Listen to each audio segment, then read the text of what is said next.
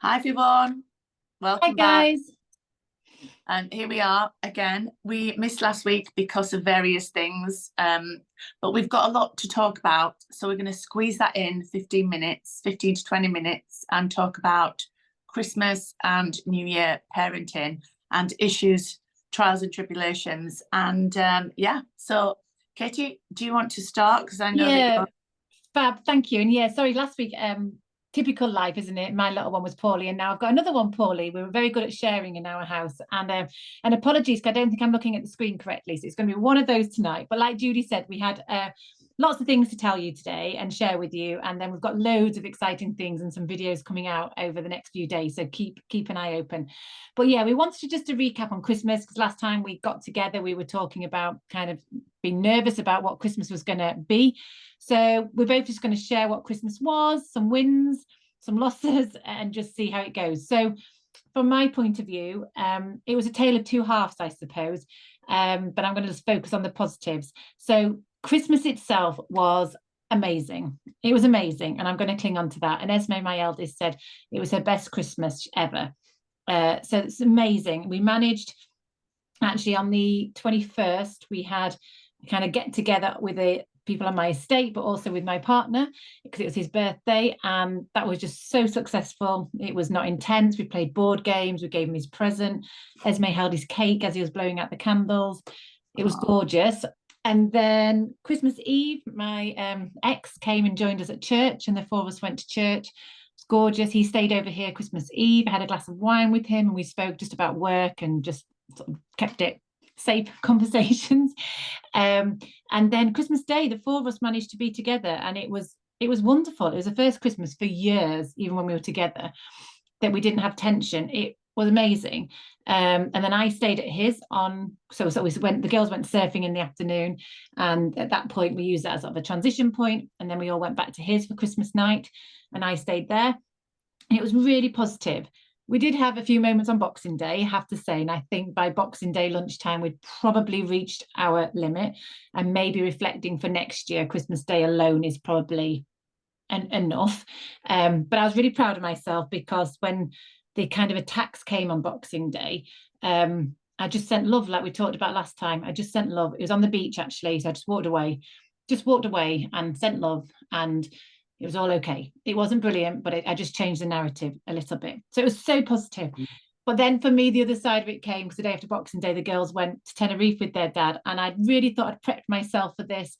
I'd got a few things booked in, and oh, but I was a mess. I was a real mess. I realized that I'm no good without the girls. I realized that I don't give myself permission to be happy when they're not here. I cried so much. It was awful, actually. I was really low. But out of that came, and I'm not going to share it all today, but out of that came, I decided that I didn't want to feel like that. That just wasn't okay, for everybody's sake, because the girls have an amazing time. They were messaging me, they were safe, they were happy. We'd had this wonderful Christmas, so there was not really any reason for me to feel like this. And also, this is how it is. So I can't do this every time the girls go away. And it's not about me or my partner or anybody, really. So I decided to sort of take action. And I actually joined up to a free 30-day co-parenting coach program. I'm going to be sharing lots of information with you over the next few days. And I'm actually going to send a separate video tonight. And I start this on New Year's Day, obviously. And honestly, I'm going to, like I say, sending separate videos. It was life-changing for me, and it is being life-changing. I'm on what, day 15 or whatever it is today. But it's been a shift, and it was a moment I needed just to take that responsibility. So I worked through those the few days the girls were away. Like I said, I'll send a separate video around that. And then the girls came back, and all my fears around them not loving me, not remembering who I am, not wanting to be, went away. And actually, on the Sunday, I was back to doing their washing. My youngest was sick, so I was clearing up sick, taking down the Christmas decorations, and it was like as if they'd never been away. So I learned a lot this Christmas. So many positives that we can do it together. But then that negative of, gosh, I'm not okay on my own. But then after a few days of being really down, and probably the lowest I've been for a while, I was really proud that I turned it around. And like I say, I've joined this program that I'm going to be sharing so much with you all, because if you're like me and experience some of the things that I have been going through, it's been amazing. And some of the things that I'm going to share in the next few videos will touch with you and some won't. But I'll share those, and we've got some exciting news around that as well in some videos to come. But yeah, that was my Christmas, a tale of two hearts, but halves, but with a positive end, because I took action on the bits that were negative. That's brilliant. Honestly, that's so good. And that happened to me actually. We had a really good Christmas with my ex partner. So Christmas Eve went round there, stayed overnight. He said, "Yeah, you can stay overnight." I was like, "All right, that's great. That's brilliant." Yeah. So we did the Christmas Eve boxes. Had a glass of wine, watched a Christmas movie, and did all that. Got the presents out for the kids, and Christmas morning was woken early. And I was thinking we went from 6:30 to 12 o'clock. So we did like 18 hours, just the four of us. I'm like, amazing. 18 hours in one small space. And we had lots of laughs, actually, which was great.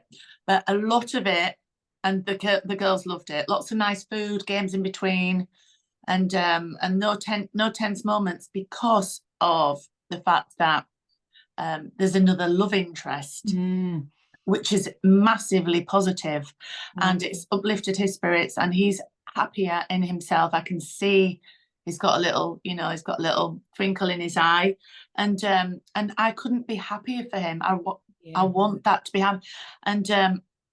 And my friend came around yesterday and said, how does it feel then that?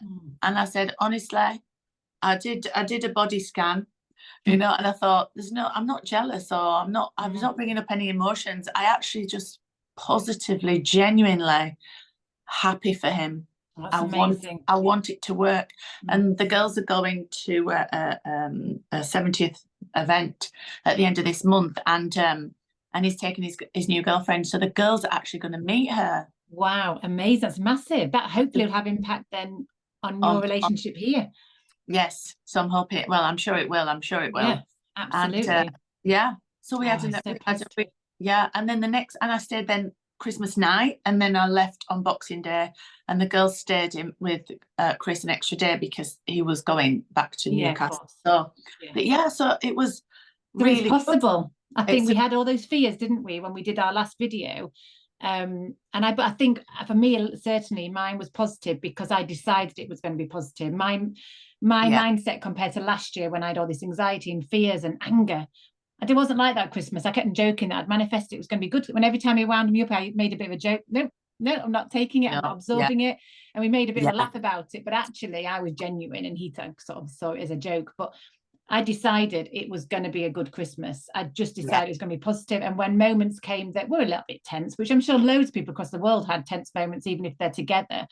Yes. I just decided, no, I'm not letting this in. Whereas I wouldn't have been able to do that last year. It would have just erupted. And I think that's why Esme had the best Christmas, because even when we were together, there was tension. Whereas this time, there was a few things he did, and I thought, well, the old Katie would have really jumped on that and attacked that.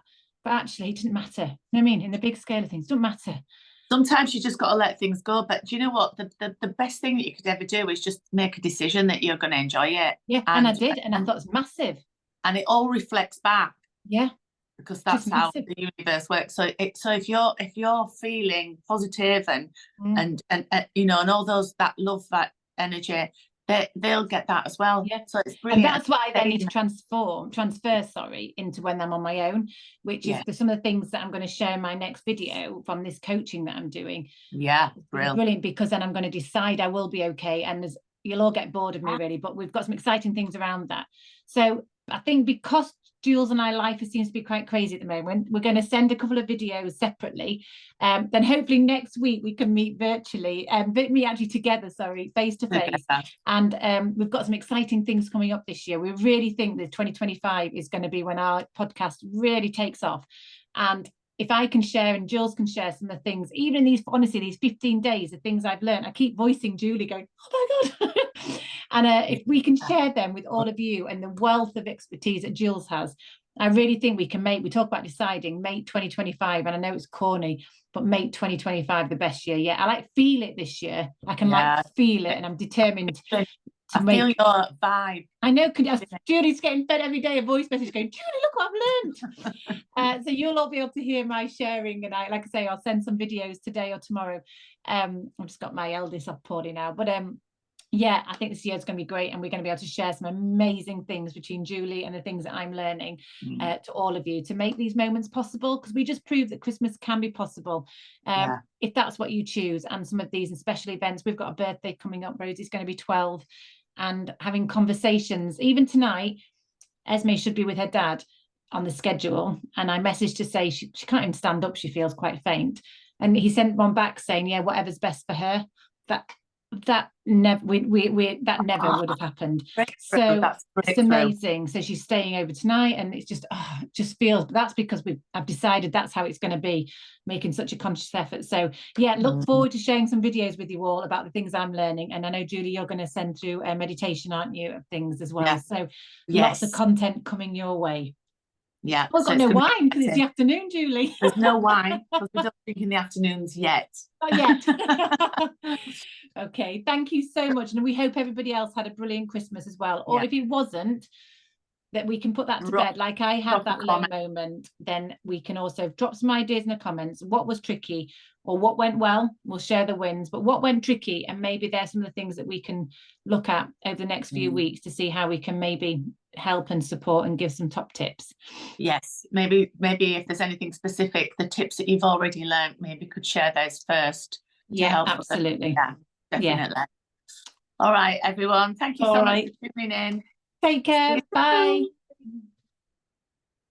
And